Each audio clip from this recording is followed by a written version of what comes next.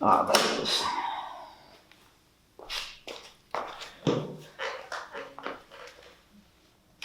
Alright, so focus. So today, what I've been doing is messing around with the inverse square law. I'm gonna eventually make a tutorial about that. So today's issue I ran into, because I've been running into issues all week. Actually, let's start at the beginning of the week. Or Tuesday, because Monday was Memorial Day. On Tuesday, IT came through, doing their own thing, and one of the IT dudes was like updating the MacBooks or the Macs, and I thought nothing of it. After I go eat lunch, I go to my usual station, log in, find that everything's completely restarted, and a lot of my work that I had already on there was deleted, unfortunately. So that put me behind a week. So today I've just been trying to reorganize again, get back on track, and just start grinding everything out. So right now I'm taking pictures of one of my art pieces that I did in my 3D art class, and going to be applying the rules and laws of the inverse square law. Today I also ran into an issue. I was like, alright, so typically a flash is connected to one of these cords, which connects to your camera. I'll show. Yeah, actually. It'll connect right to here. And it's what sets off the flash. I realized if I'm going to be doing the inverse square law, that I, need to be able to move the light back to actually, use the law. The camera stays in the same position usually. And the issue that I ran into was, so the farther I move back the camera, the less amount of cord I have. So what I did was take two transmitters, or a set of transmitters, and these are usually used for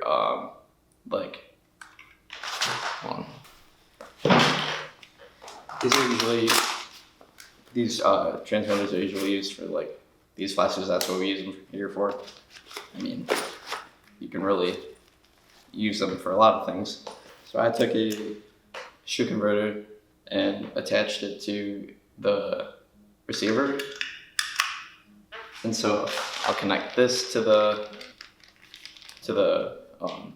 top shoe converter, and I rest it near the flash or next to it, and then this attaches to my camera. I use this to pretty much tell the flash when to go off through my camera. It's pretty simple. So I'm gonna keep working. Hopefully I can get a cool little time lapse of just me messing around.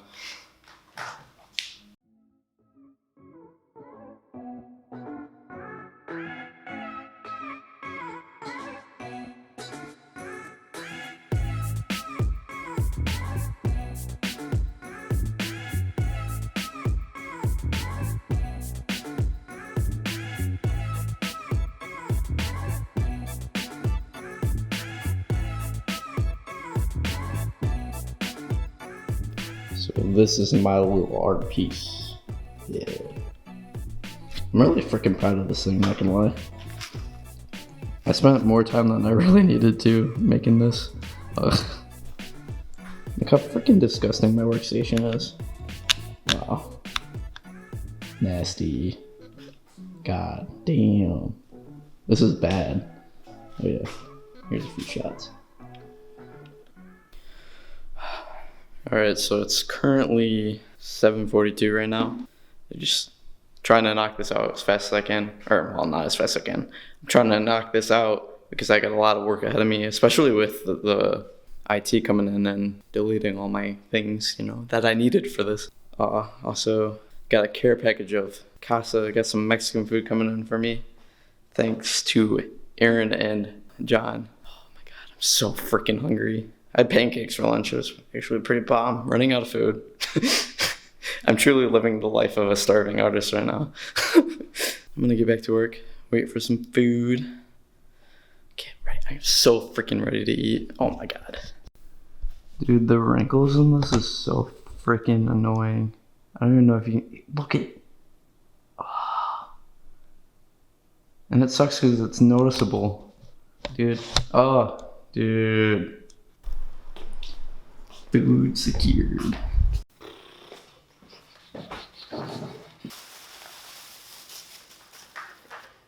Frick yeah.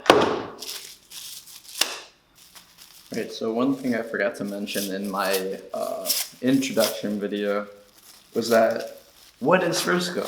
For some reason, I did not include that at all, and I'm sorry about that. So I'm gonna go over it while I eat.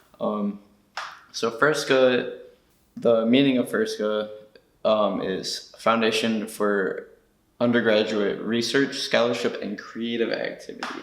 So pretty much what I had to do to get this was to submit a proposal.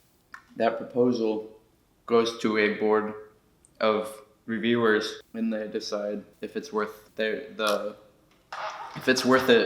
for them to give you this grant to be paid to do research roles. Typically for Frisco, there's a lot of scientists typically that go for this. I think there's 3 art students, me, Scott, and Paige. Oh, and there's one more, Zoe.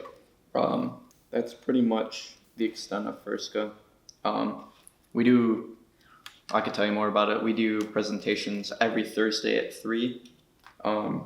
We just had our first meeting last Thursday, which only one person presented, which was Zoe. She did an amazing job. This is her second first, and I love her work a lot.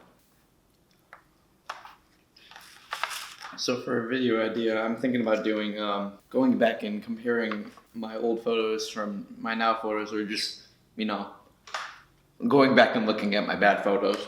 Let me know in the comments if I should do that. I really hate looking at my old work.